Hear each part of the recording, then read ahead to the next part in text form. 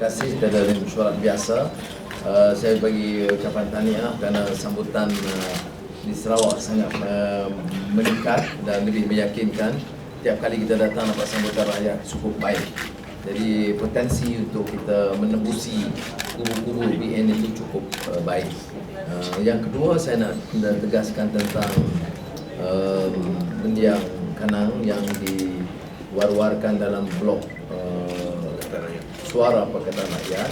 Semua orang tahu itu bukan blog Pakatan Rakyat, tapi media utama yang dikontrol oleh BN sengaja besarkan. Kerana ini bukan kali pertama, berpuluh kali dah dia buat kononnya kenyataan begitu begini dengan maksud untuk menimbulkan masalah kepada Pakatan Rakyat. Jadi kalau pimpinan Pakatan Rakyat, kita tidak respon kerana kita tahu dia bukan Pakatan Rakyat. Tetapi sengaja media, dan saya tengok Star pun saja mainkan isu ini seolah-olah dia tak tahu ini bukan yang Pakatan Rakyat. Benar-benar terkejut. Ini mainan politik, ada yang katakan picisan.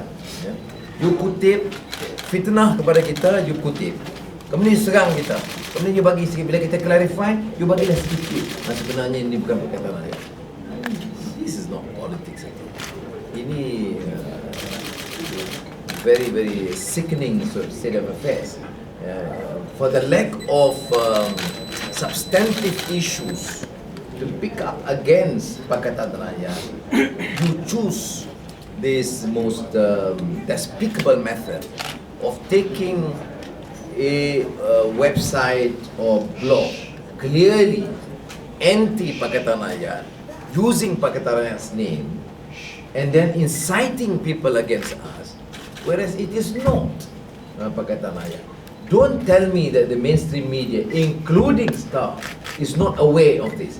It's a blatant lie if you say you do not know this, or it reflects your clear incompetence as a media player, not even to verify, to know the veracity and check on the status of the website.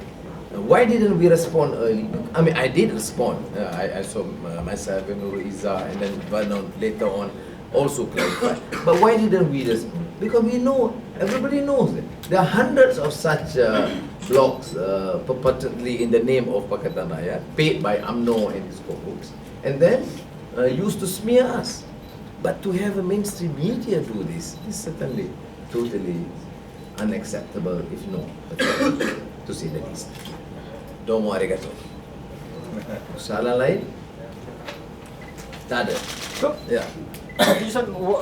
You know, this people or somebody must be using this Suara Pakatan Rakyat. Why didn't you do anything else before to?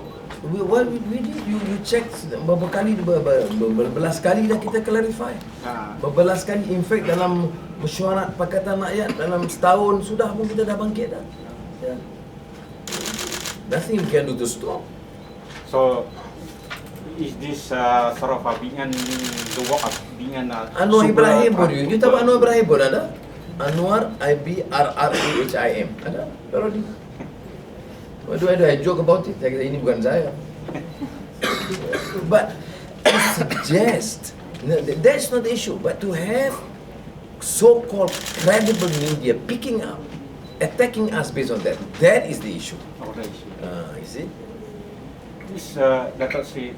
I mean, many people claim to be Najib, dia tukar Najib, Najibi, Razak, you know. I mean, we know it is not him. We wouldn't quote, Najib said this.